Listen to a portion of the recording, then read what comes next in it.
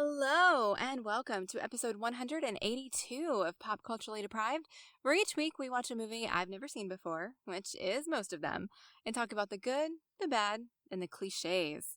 This week we're going to be talking about A Life Less Ordinary on your Get Me God podcast.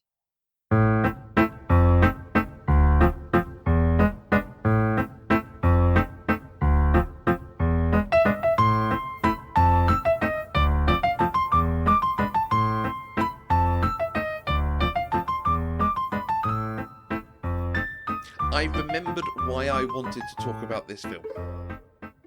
Because last week I knew there was a reason. I knew something had happened that made me go, oh yeah, A Life Less Ordinary. That's a film we should watch and talk about. And I could not remember why. And watching it suddenly came back to me. I watched that film Down with Love that we were recommended ages ago. Yes. And it made me want to go on a bit of a Ewan McGregor trip. And this was kind of the next one of films I enjoy him in that I haven't seen in a very long time. Okay. Because I finally watched Moulin Rouge a few months ago. Oh wait, you had never seen Moulin Rouge until a few months ago? Nope. I pretty you didn't much like refused it either, to. did you? No, it was awful. It's a bad film. No, it's not. It's bad. It's a bad music video. It's not even a good... Like, if it was a good music video, it'd be fine, but it's not even a... Yeah. I think I just really like the music, and that saves the whole thing for me. Yeah, no, even the music didn't work. I think I'm not a huge Baz Luhrmann fan. Like, and to be fair, I've never seen Romeo and Juliet, so... But rewatching Great Gatsby recently, and that does not hold up. Sadly. Okay. And that's not that old either. No. Okay. Interesting. So did you see my comment and my thought stock about how every time Robert in this movie started yelling, all I could hear was Christian from Moulin Rouge? Okay, right. I imagine when you were watching Moulin Rouge, it was probably the opposite experience for you. Yeah, because he's just Ewan McGregor, but I think I've seen a lot more of his, and obviously he's been in a lot more over here. Mm-hmm. He was in a show called Lipstick on My Collar, which I think is a kind Okay. of 50s, 60s swing drama comedy thing. And other such things. He's a very good singer. Okay. I've only heard him sing in Moulin Rouge. Okay, and this. Oh, yeah, he did sing in this. Cameron Diaz is not a singer. She is not, but this was the best I've ever heard her sing. She's a dancer, which is great, you know. But, yeah. I was very surprised when she even picked up the microphone. Oh, yeah. Yeah, my first thought when she picked up that microphone was, oh, they're going to have dubbed her, right? Because this is supposed to be a good thing. But they didn't. But she at least managed to stay in tune. Yes. And there is the thing that, like, it comes across that she knows she's not a great singer, but she's still prepared to get up there and do the thing. Mm-hmm. She still has hyper amounts of confidence. Yeah, but all I ever think about is it My Best Friend's Wedding? Where she has to do this horrid, like, and she cannot sing. You haven't seen that either, have you? No. Oh, Matthew. It's so good. Is it? Is yes. No, yes. No, it absolutely is. That's one of Julia Roberts' best movies. Well. I don't think we've covered a single Julia Roberts film. But part of that might be because you've seen them all. I don't think I've seen all of them. I haven't seen... I want to say it's called Mystic Pizza, but I don't think that's right. Yeah, no, Mystic Pizza. That's right. I haven't seen that one. That was her first one, right? An early one, definitely. Yeah. Yeah, I have seen a lot. Okay. This is a slightly weird one to talk about. When we referenced it last week, I couldn't remember whether it was a rom-com or not. I knew romance was the core of it, but rom-com doesn't feel like quite the right description. It's like a rom-drum? Yeah. I saw it described as a romantic black comedy. Okay. That I can dig. Yeah. And watching it back now... So I saw this when it came out. Not necessarily at the cinema, but I definitely saw it, I think, on video. And I own it. Okay? You own this? I own this. I own this and the DVD case is one of those very American style sort of crystal fold-out cases. Mm-hmm. Which has a whole booklet insert, which is also the cover of the case. And inside there, it has a section on your guide to DVD menus. About how to use the menus on a DVD. That's how old this DVD is, right? I will, if I remember, I'll pop that up on Instagram. Wow. And I don't think I've watched it really since I got it, and it's one of those ones that I might have just picked up because it was in a 3 for $20 sort of offer. Right. Obviously, since then I've watched 1,500 more films, 1,000 more Right. films, a lot of films since then, and I kind of get this film now. Okay, well, I hope you can explain it to me because I don't get it. Well, this is the thing. So when I remember watching it and enjoying it because it seemed like a really interesting twist on the stuff you see elsewhere. You know, it would be very easy for there to be a 50s film that is two angels who come down who try to get a couple together, and he's kidnapped her and they've still got to try to get them together. Mm-hmm. It's got some of that sort of flavour to it. But this is also, you know, it is a black comedy. It's weird and dark, and it doesn't go to places you want it to go. And sometimes it's funny, and sometimes it's dramatic, and it's got a whole mishmash of things. What I can see this film is now is someone trying to do the Coen brothers or Tarantino. It's a slice of Americana sort of film, or like Tony Scott. It's got a rings of like true romance.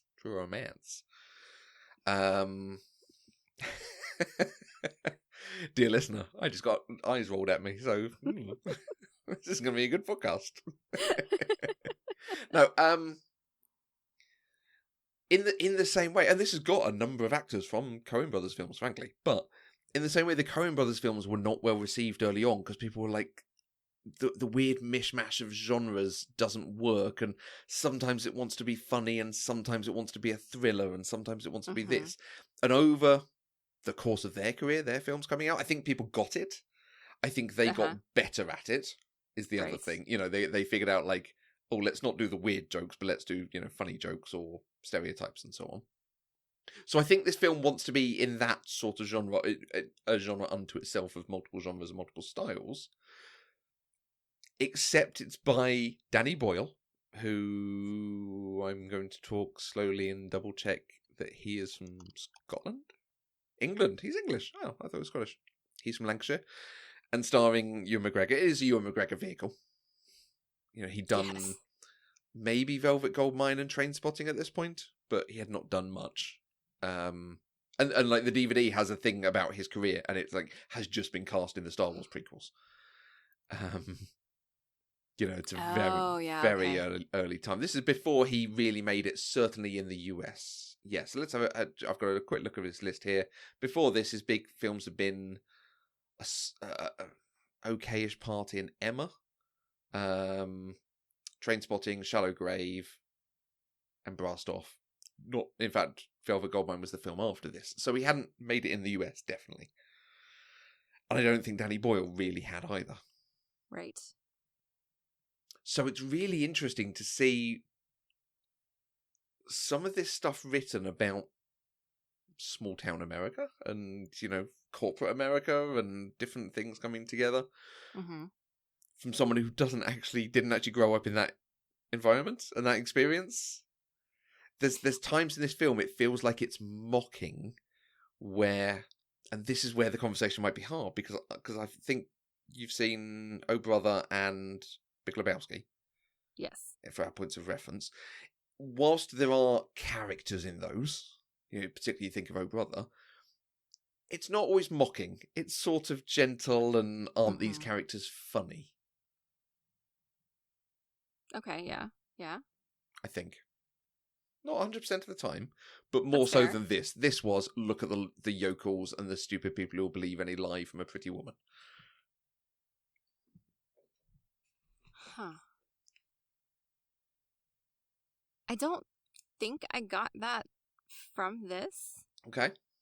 But it also may be because the only characters that we had besides the angels, Robert and Celine and her dad, were the weird neighbors and Felix the not dog, right? And so it's just the weird neighbor, I guess, would fall under that. Yeah. But I didn't view it as mocking so much as just, this is a really weird dude. Okay, nice. Because I've seen, I mean, it did read a little bit like the person who wrote it doesn't actually know anything about living in America. Exactly, yes. Like, you did get that sense a little bit, but I didn't feel like it was mocking. Okay. Maybe mocking's not the right word, but that's exactly the thing. Like, the fact that they've got someone doing this, because I think the content of it, the story and the different things coming together is interesting and funny, whether it comes off or not. But I don't think it works as well as someone like the Coen brothers, Tarantino, and others who write things about, actual Middle America. Right. Yeah. But I really love those two core performances. And the story, the difference between Ewan McGregor and Cameron Diaz and what they bring out in each other. It's a timeless romantic story. It's, but the core of it, he's actually a bit meek and just wants to get through on his life, and she's hyper confident but really hard because of it. And he softens her, and she elevates him. Thank you. That's a better word than I was about to say.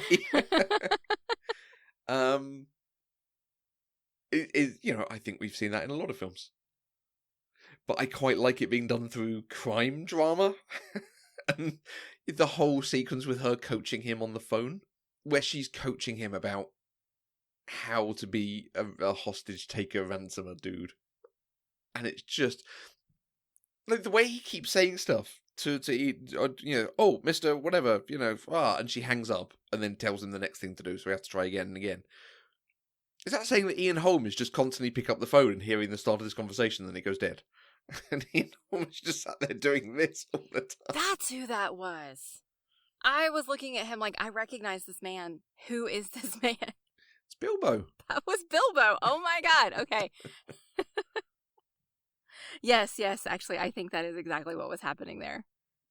Except then one time it was the secretary, and then another time it was like a wrong random number. person because he misdialed. So, who knows? Brilliant. Yeah, I like it. I like that it finally gets to that stage, and it's like, oh, these are two very different people with very different sensibilities. But the film's going to try and make them meet in the middle somewhere and fall in love in that middle point. Brilliant. You and I have two very different opinions about this movie. Go on then. I mean, I didn't hate it, but I guess I didn't get it. And there was a lot going on. Like, the angels were weird. Okay. Very weird. In what way? Well, I mean, just the whole idea that the angels operate under the guise of a heavenly police station Right. where there are angelic prostitutes, by the way. I don't know if you clocked that. Seems to be. But their mission then is to act as these like angelic detectives who have to bring men and women, specifically men and women, together to fall in love. And they do this by any means necessary, up to and including threatening to kill them, like literally putting them in danger and shooting at them, sending a fake bomb. Holly Hunter's characterization of an angel was just weird. It was oddly sexualized, and she couldn't decide on what accent she wanted to use. No, that I quite enjoyed. I always think, like, is she just picking random accents to do as different characters? Yeah, I mean, I think I think that was the point of the character. Like, I think the character was choosing to do different accents every time she interacted with somebody different, and her role was slightly different. Brilliant. But as the observer, it just felt weird. Okay. I mean, it wasn't a bad movie. It's certainly not the worst movie I've ever watched for the podcast. Okay. It's not the weirdest movie we've ever watched on the podcast. But it's up there. It doesn't quite all come together for whatever reason. Right. I think there's a problem. And then, as an example of how it's just, I don't get what they're doing here. The sequence over the credits, you have a whole thing of them talking to each other whilst it's showing clips from the movie you've just watched. And then you have a claymation, stop motion animation thing of them driving to Scotland. Even though Scotland's never been mentioned, except for the fact you've got a Scot who's working in America with no explanation why he's over there. Right. But they did, I mean, he wore a kilt for the wedding, so they did at least point it out there. But why does this film have a claymation ending? I have no idea. I was watching that thinking, what were they thinking when they made this? Like, it's so bizarre. Like, because they did claymation characters of everybody, right? They did the angels, they did the weird backwoods neighbor, the goose that the car hit while it was driving. It's so flying. Strange. Yeah, it's really weird. And that's a big example, but just an example how as the film goes on, you're like, where has this come from? Why have we taken this left turn into this new plot about you? Because and it even feels like there's a point where there's a resolution, and then they tack another 10, 20 minutes on. You're like, I don't understand. You haven't told me what's going on. I'm not running to catch up now. So the basis of the movie comes from the fact that the angels have this mission to get Robert and Celine to fall in love. And somehow they decide that if they make him lose his job, evict him from his house, and repossess all of his belongings, that's going to push him to go confront Mr. Neville, who is Celine's father. And that's how they're going to meet and start the story to fall in love. Like, that is the most bizarre thing ever. Yeah. Like, in what world is that setting up two people to fall in love? And I could see that plot being done, but it, like you say, it has all these turns to get there. Rather than just he ends up in the car with her and everyone thinks she's abducted or something and they end up falling in love because they break down near a cottage or something. And well, see, but that would have been the more traditional rom-com, and this was not a traditional rom-com. No, it's just... Although the description of the movie and the cover, the poster for the movie, make you think it's a traditional rom-com. Okay. Oh, which cover did you see?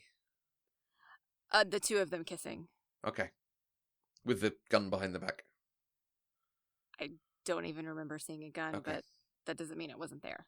Because I think that is like the classic cover. It's the two of them kissing, and like she's got a gun behind her back, and it's all kind of blurred at the edges as though they're like in motion. It's a fast caper thing, which that's the thing that makes me think of True Romance, like because that is this, two people in love going on crazy capers and so on.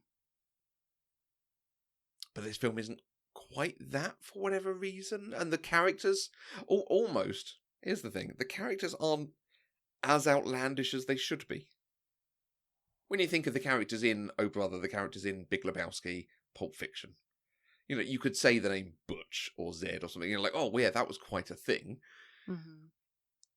Well, Stanley Tucci's a bit weird, but I have no idea what his character's called, and if you tell me that character, Elliot, okay, there's nothing there that's going to stand out. Ian Holm, highfalutin businessman. Ian McNeice is the butler stroke valet hitman, something, I don't know what, but they don't quite give them enough to be like, oh, that's such a memorable, interesting character. I think Holly Hunter is the most memorable character in this, and that's just because her character's so inconsistent. But I think that inconsistency is intentional. She's a character of wild emotions. And yeah. I loved you saying that she's quite sexualized. Because it's that for me is the most interesting sort of aspect of it. Because she's like reading romance novels and the way she like lounges about and makes these sort of noises. Like, this woman's really enjoying herself and owning it. Without it being, and she's got a low cut top and a small skirt, or it's Holly Hunter. Oh, yeah. It's not someone who I think, not having seen huge amounts of her stuff, but tends to do sexualized roles. But yeah, she's really sexy in the stuff that she does. It's great. Yeah. Yeah. And Delroy Lindo's just grumbling the entire time. That's what he does, though. Yeah, absolutely. I was looking up the pictures from the film to look at the posters, and I am reminded of the extraordinarily dark left turn this movie took when she decided to take a razor to her arm. to get enough blood to write the letter in blood. Right. Where did that come from? I mean, and that's on top of her thing of they sent a pint of her blood first time she was kidnapped. When she talks about the first time she was kidnapped, you're like, oh, there's more going on here than just a comedy or something. Right. Yeah. And that's already quite dark, but you can see how hard it has made her against the world. All the stuff dealing with her father and the way she is. Mm. Yeah. Yeah. I don't know. It's a delightfully strange movie that I don't know if I would watch it again, but I'm glad I have watched it at least once. Okay, interesting. I think that's where I land on it. Like, I don't have any favorite moments particularly because it was just so weird. Okay. I think the worst thing, and you may disagree with me on this, I think Cameron Diaz's performance was the weakest. Oh, interesting. It got better, but it started, like, the beginning of the movie was really rough. Right. Up until she was with Ewan McGregor. Okay. It was really rough. But everybody else, I mean, their performances were really good for what they were trying to do. Because, I talked about the point where they're on the phone, her coaching him how to be a good kidnapper. There's the bit later where she has to be on the phone basically screaming to show how much peril she's in. That's an extraordinarily good performance. Yes. As soon as that comes on, you're like, she's really selling this. And because it's not true, it's not real, you know that she's going to stop doing it and then just go back to normal. Right, like, right. This is diabolical. A woman who can act, yeah. Really good. Yeah. What for you, the left turn it takes when he does get up to do his bit of karaoke? And suddenly they are styled like singers from the 70s and dancing on the bar together in this sort of fantastical music video sequence in the middle.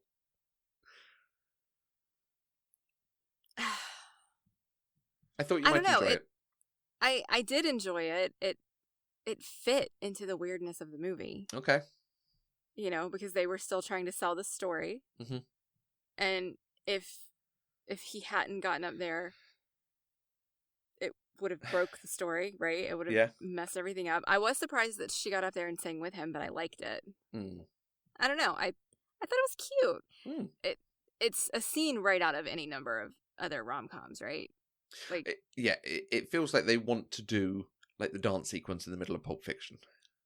Again, a very memorable scene, but it wasn't that memorable. It doesn't quite get there, does it? It's just like, oh, this is weird. It reminds me more of, do you remember when we watched 27 Dresses? And they did Benny and the Jets? Right. In the bar? Yep. It reminds me more of that, even though that didn't have the stylized, the fictionalized clothing. Right? Like, we didn't get that flash of the alternate reality where they're all styled. But it felt like that. Two people falling in love in a bar, singing to each other. Nice. So. Yeah. It's nice. It does what it needs to. The title, like, do you think they want it to be that there is this sort of dual way of taking it, that Ewan McGregor is a lifeless ordinary? Was it always supposed to be just a lifeless ordinary? There, she's wanting something because she's bored with the fact she has all this money and nothing to do, and he just wants to have the job and the woman and get on with life. I don't know. I don't give as much thought to titles as you do. Okay. To me, titles are generally just placeholders. Like, I hear the title and I associate it with the thing that it is, and that's what it is. Okay. Right. That's how it's always been for me. Right. So I don't think that title, if I tried to put a meaning to it, I don't think it fits with the movie. Particularly if they're trying to tie it to him, because he's the one who believes in fate. He's the dreamer who believes all of this was destined to happen. And an ordinary life isn't going to give you that. No. So, I don't know. Although apparently, according to her, she's a dreamer too. So, yeah. Didn't peg her for that one. No. And it's like they do a nice thing where as she softens, like she does admit, she wants to be in love. And when she gets that letter that she thinks from him, and she is like blown away by it. She's like, no one's ever said this to me before. Mm-hmm. And I love hearing it. She does want this sort of love in her life. She's just scared of getting it. And she wasn't going to get it from Stanley Tucci, I think. So. No, she definitely wasn't going to get it from Stanley Tucci. Especially after she shot him in the front lobe. After she shot him in the face, yes, absolutely. That whole thing was weird too. It's so random. And like that's what sets me up for this is going to be quite funny because you've got the tension of she's put the apple on his head and she's going to shoot the apple off, and we've seen her do it to someone else, so we know she can do this thing. But he's so nervous, and just it's a miracle of editing that at the last minute he goes, wait, as she shoots and she ends up shooting him. It's just it's put together so well, but that's in the editing. Like, even as I'm saying it, I'm thinking, like, how did they do that? So well timed. Like, because they cut a bit of film and made it look really close. Yeah. Yeah. They probably have an hour of Stanley Tucci standing there with an apple in his hair going, wait! And then someone has to come and do his hair again and then put the apple back on and then take two. But he has to do it again, yeah. Wait! For sure. And he has like 20 different ways that he said, wait. Possibly. Interesting. Yeah, I mean, I don't have that much else to say about this one. Okay. Just, it was a wild ride. It was a roller coaster. How about that?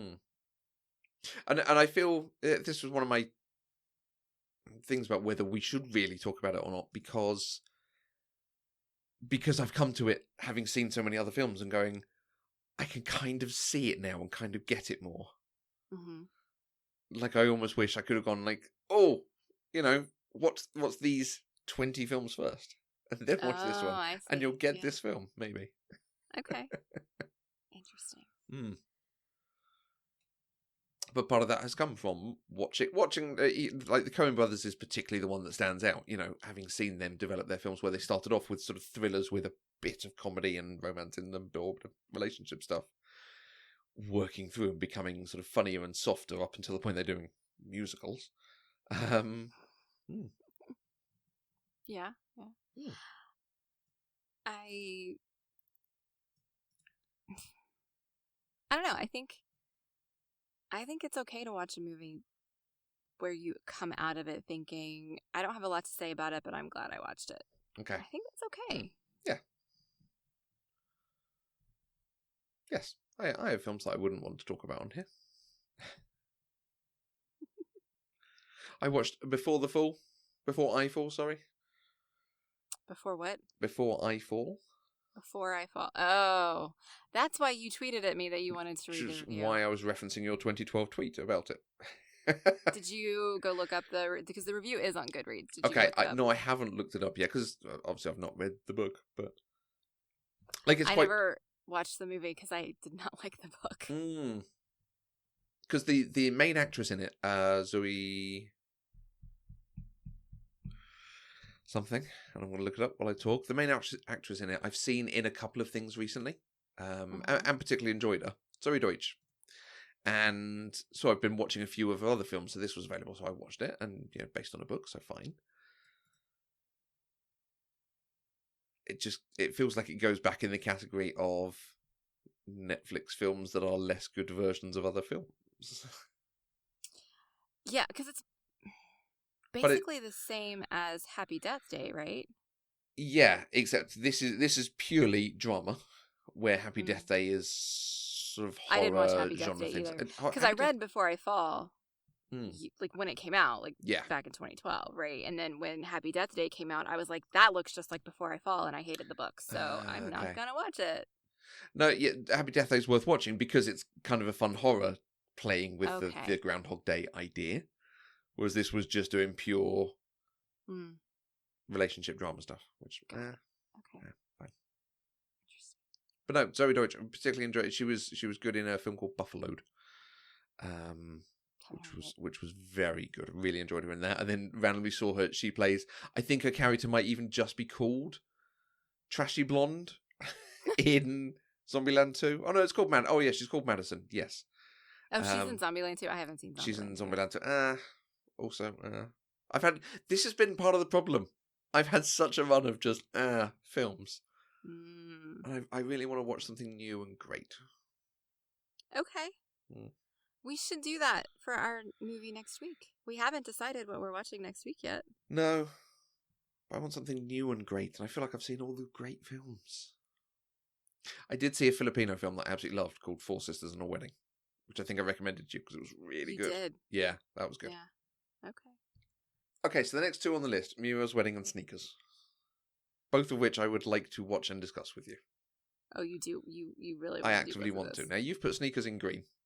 I mean, we're going deep into our spreadsheet here on the podcast. Yeah. So I'm assuming somewhere you've heard of it and gone, oh, yeah. I've heard of it from you. Okay. Is that a documentary? No. 1992 film. Can we watch a documentary about trainers? Amazing.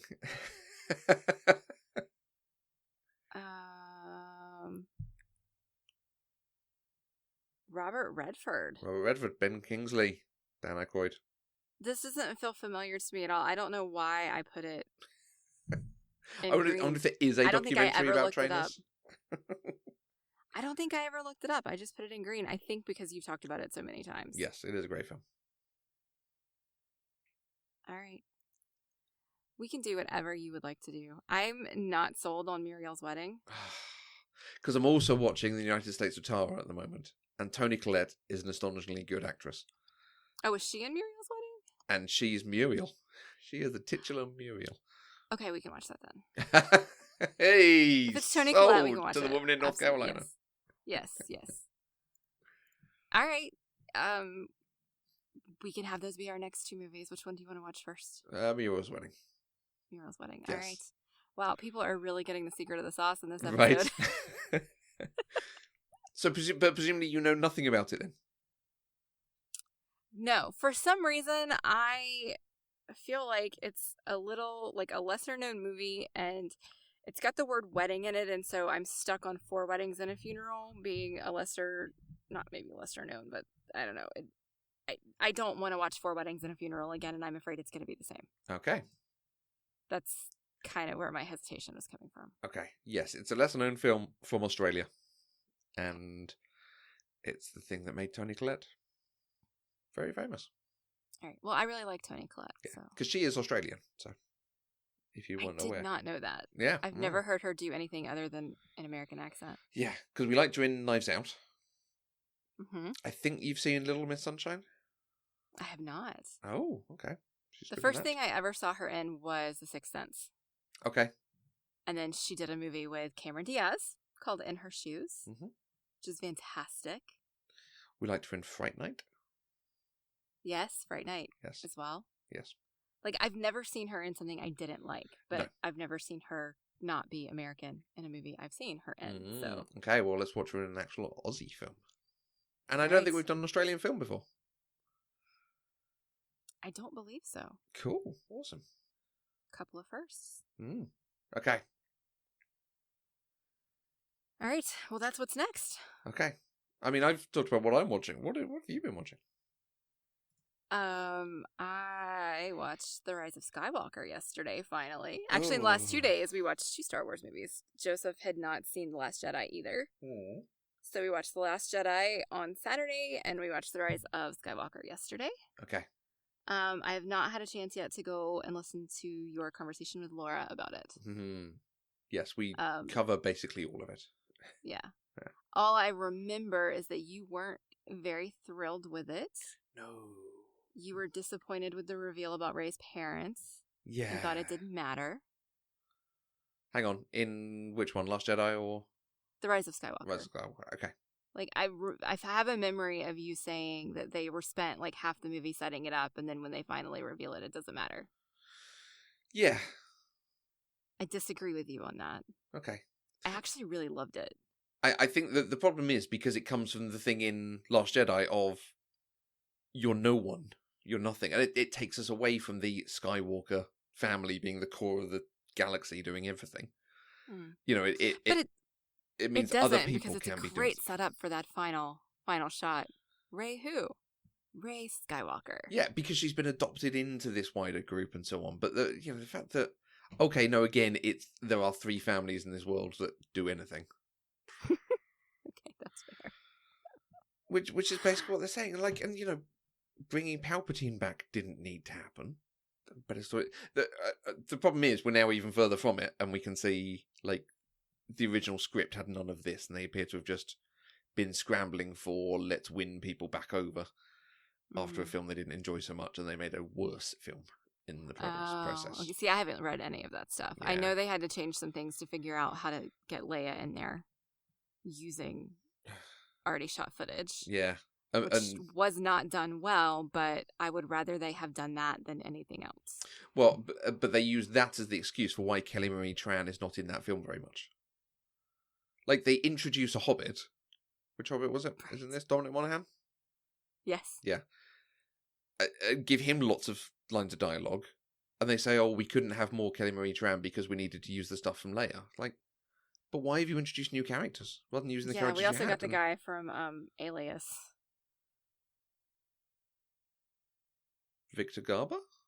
No. Ron Rifkin? No. He was also on Felicity, and he was on Heroes. Victor Garber? No. I wish Victor Garber was in Star Wars, frankly. What is his name? He's amazing in Legends of Tomorrow. I've really enjoyed him. Do you mean Richard E. Grant? Greg Grunberg. Oh, well, yes. So Greg Grunberg has been in every film and series with J.J. Abrams. That makes sense. Yes, he's the same character in the first new Star Wars, in Force Awakens. He's the pilot of flight, what was it, 817 in Lost? He's the pilot of the plane in Lost. And yes, he's in 815. 815. Thank you. 815, of course. Yeah, no, he's J.J. Abrams says I didn't realize he had been in one of the earlier ones. He's because he didn't have time to film on the first Star Trek Kelvin timeline. He's the voice of Kirk's adoptive father, stepfather, the police who's chasing him. He's the voice in that scene, effectively, so they could wedge him in somewhere. All right. Must be nice to have friends. Well, absolutely. Keeps you working. Mm. Yep. Yeah, other than Star Wars, I've been rewatching The 100 still. Okay, nice. I'm finally at episodes I had never seen before, so okay. I'm almost done with season 5, and then I think season 6 is the last one. So. Oh, exciting!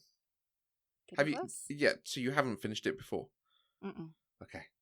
I started season 5 and then stopped. Right. So now I'm caught up, and I'm in the middle of. Well, I think I have 2 episodes left of season 5. Would you recommend it? I love The 100. When it gets to season 5, it gets a little weird. Everything before that is fabulous. Okay, right. But as a completionist, I want to. You need to see that. Yeah. But there's also it's a time jump. It's a 6-year time jump. Oh, okay, cool.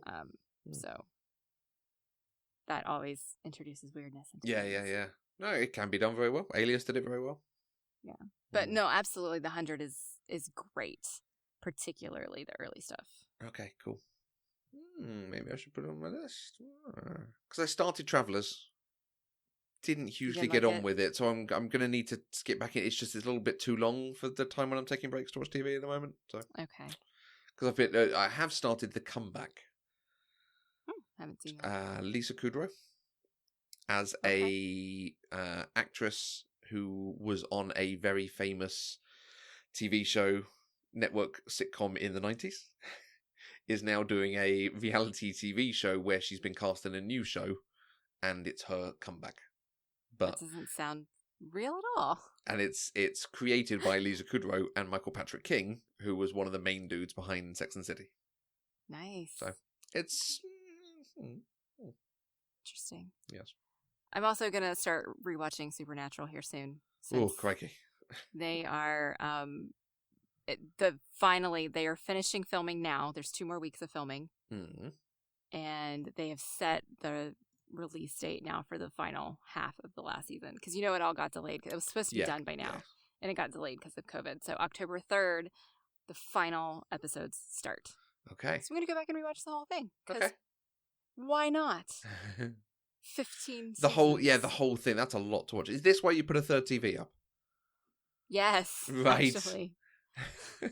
Yes. So that both of us can be doing stuff on Destiny, and if we're not doing something together, I can just be doing... Like, there are certain things that I can do without my headphones on. Yeah. Right? I can do Strikes without my headphone. I can do Gambit without my headphones. All that stuff. And I can just be watching TV while I'm just doing whatever. Nice. So, and I don't have to stop. I frequently do that, like when he takes a nap. Okay. Like, I'll have... His TV will have TV on, and I'll be playing on mine. But then he wakes up from his nap, and I have to stop. And I'm like... And he's all grouchy, and you need to make him a snack, some apple. And then he has to wait for me to be done. Now we don't have to worry about that. Nice. 3 TVs in our living room. We are utterly ridiculous, I understand. I mean, that's kind of it's the setup I had in my early 20s, where I had, like, TV and computer, and I would be watching a DVD, back when you used to get DVD rentals through the post. Right. So I'd, like, get the DVD delivered in the post, watch it whilst playing a game, post it back the next day. Because I had 3 at a time. There was basically a constant cycle of new movies coming. Yeah. But here's the thing. He's 40. I'm going to be 38 this year. Amazing. Live your best life, frankly. Absolutely. We are adults, and we can do whatever we want in our own house. Absolutely. And this is what we want. So yeah. Cool. This has probably been more about either of us than any of our listeners have ever wanted to know about, but cool. It is always cool, like, hearing what you're watching and getting recommendations and things. Mm-hmm. I mean, and one of these days I'm going to actually watch something new and not be rewatching something, though. Yeah, sure. I have a ton of stuff in my Netflix list. I do, so much. But I like rewatching things that I like. You should definitely watch Avatar: The Last Airbender. That was good. I really enjoyed that. I want to watch it now that I've seen the movie. Oh, because I understand, like, the movie was rough. It looks awful. But it interested me enough about the world that I kind of want to see how it was intended to be. It's a terrific world. Yeah. So I tried to recommend Avatar to my nephew, who's 9, so perfect age for it. It will be really good for him. And his only comment back was that he's seen the movie and he really enjoyed it. I was like, really? That sounds a bit weird. I got the full explanation from his father that he went to a friend's birthday party and they watched Avatar, and then they were going to be putting on Jurassic World. And this was when he was 4. Oh my gosh. So my brother-in-law went and got him and brought him home, so he did not watch Jurassic World as a young boy. Which I think is a very good decision, frankly. Yes. Especially because he hadn't seen the first 3, so you need to get the context. Yes, a 4-year-old needs movie context. You need to know the canon before you go into it, surely. Yeah, but I can fully understand why you wouldn't want your 4-year-old son to watch Jurassic World. Yeah, even Avatar, I'm like, it feels a little violent, but fine, Yeah. Huh. Okay. All right. Well, if you would like to tell us what you are watching recently, or make recommendations to us, especially since I apparently don't watch anything new. And please do, because we'd love hearing, like, your recommendations. Like, I watched Avatar because people were going, oh yeah, that Avatar thing is really good. Yeah, absolutely. You can find us on Twitter, Facebook, and Instagram at Eloquent Gushing, or you can send an email to podcast@eloquentgushing.com, or you can find me on Twitter at Mandy K. And you can find me on Twitter, I'm at Matthew Vose. Also, you can support us by going to our Patreon page, patreon.com/eloquentgushing. Being a supporter is amazing for us. It means we can continue doing what we're doing and what we love to do and develop new shows and put these shows out for everyone. And it also means you get access to more content, extra bonus shows that we record, early access to some of the shows, and we will send you out some physical merch, some exciting cards and magnets and stickers and so on. So that website again, patreon.com/eloquentgushing, to become one of our favourite people, one of our supporters. And we will be back next week with another episode where, as you heard before, we are going to talk about Muriel's wedding. Until then, I am Mandy K. And I know beyond a doubt that my heart will lead me there soon. Somewhere beyond